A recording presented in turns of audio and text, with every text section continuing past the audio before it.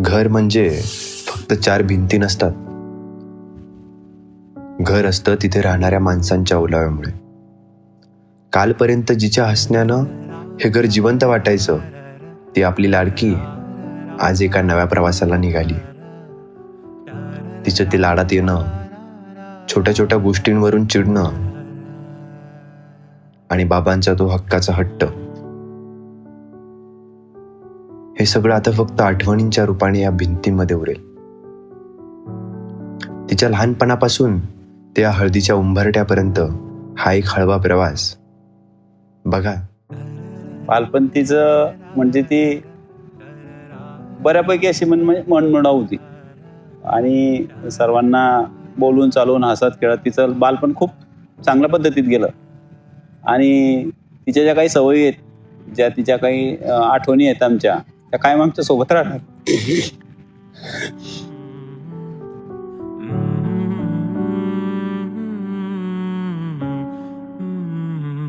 लहानपणापासून तिला एक सवय आहे, काही झालं की ती मम्मी, दुसरा शब्द तिच्या तोंडात नसतो.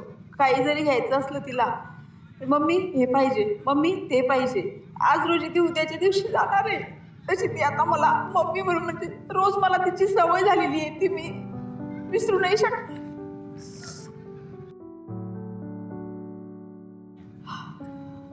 आणि सर्वांमध्ये ती घरात तर राहतेच ती मनमिळाऊ, पण आजूबाजूचे मित्र मैत्रिणी आणि आमचे जे चुलत पुतणे वगैरे आहेत त्यांना पण ती एवढी धरून चालते की तिला असं वाटतं की हे सगळे आपले सख्खे भाऊ आहे, सख्ख्या वहिनी आहेत, सगळे आपले भावाचे मुलं हे आपलेच आहे. या पद्धतीने तिचं जीवन आहे, ती सर्वांना एकत्र धरून चालते.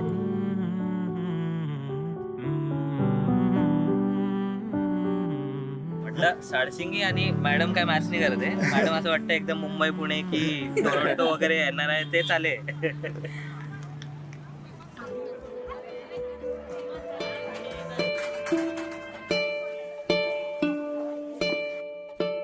थाना मैंने ये जाना होगा मुश्किल या आसान. आज माझ्या आयुष्यातला सर्वात आनंदाचा दिवस आहे. कुठल्याही बापाला असं वाटतंय की आपल्या मुलीचं लग्न चांगल्या पद्धतीत आणि चांगल्या संस्कार याच्यात, चांगल्या कुटुंबात. आज माझी मुलगी जाते, उद्या तिचं लग्न आहे.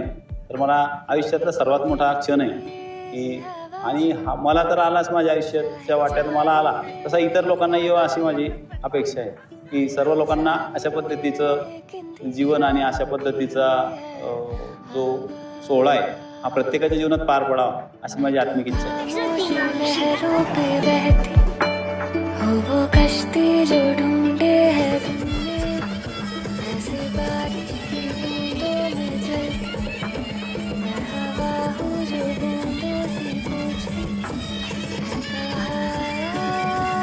एकच नंबर.